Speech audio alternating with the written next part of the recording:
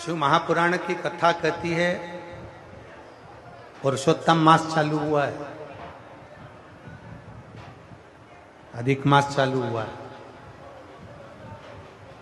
5 चीजें अधिक मास के महीने में शिव जी के लिए आप करिए।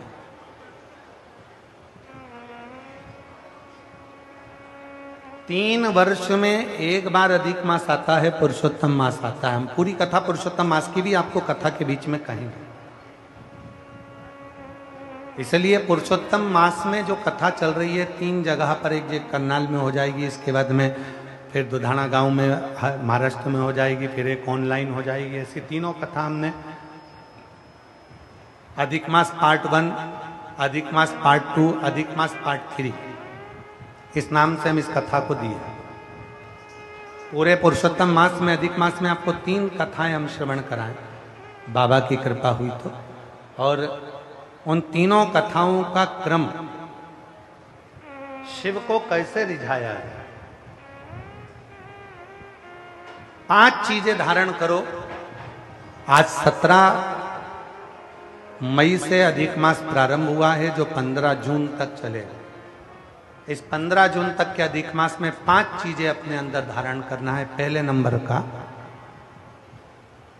शिव जी को 1 लोटा जल सुबह से लेकर शाम तक के बीच में कभी भी चढ़ाना जरूर। दूसरा,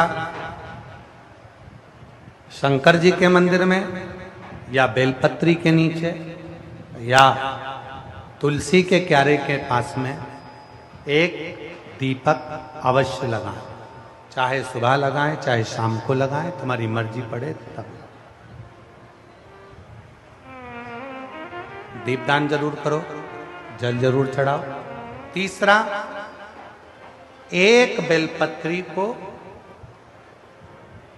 रख लें और उसी बेलपत्र को पहले दिन से लेकर 17 मई से लेकर, अधिक मास के पहले दिन से लेकर अधिक मास के आखिरी दिन तक 15 जून तक एक ही बेलपत्र को एक कागज में या किताब में उसको रख लें।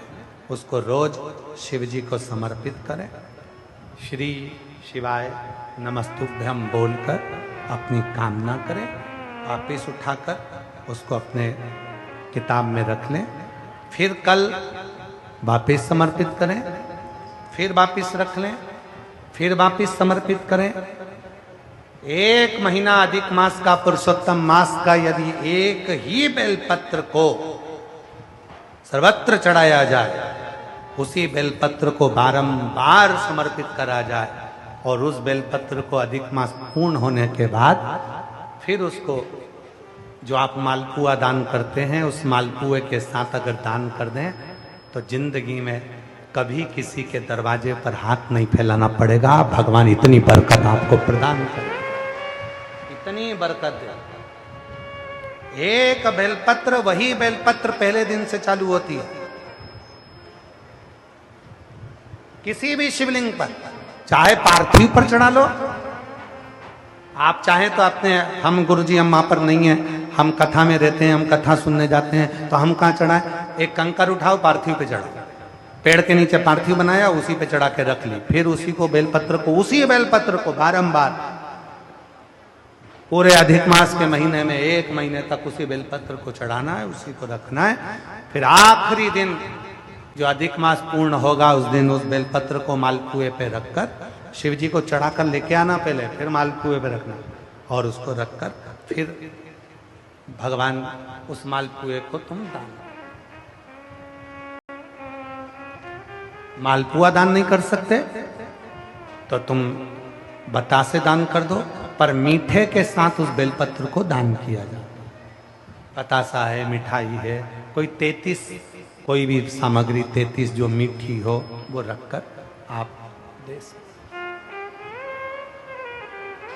कभी किसी के दरवाजे पर कितनी भी मुसीबत आ जाए, कितना भी दुख आ जाए, कितनी भी तकलीफ आ जाए, कितना भी कष्ट आ जाए, कितना भी कष्ट आ जाए, आपको किसी के आगे हाथ नहीं फैलाना पड़ेंगे। लक्ष्मी की व्यवस्था स्वयं मेरा कुबेरेश्वर महादेव, मेरा महाकाल राजा, मेरा विश्वनाथ स्वयं एक बेल वही चल रही। 5 चीजें करना है आपको। पहले नंबर पर जम के बोलो जल, दूसरे नंबर पर दीप, तीसरे नंबर पर बेलपत्र, चौथे नंबर पर भगवान शंकर के मंदिर में नंदी के दोनों सींगों के बीच में से शिव के शिवलिंग का दर्शन।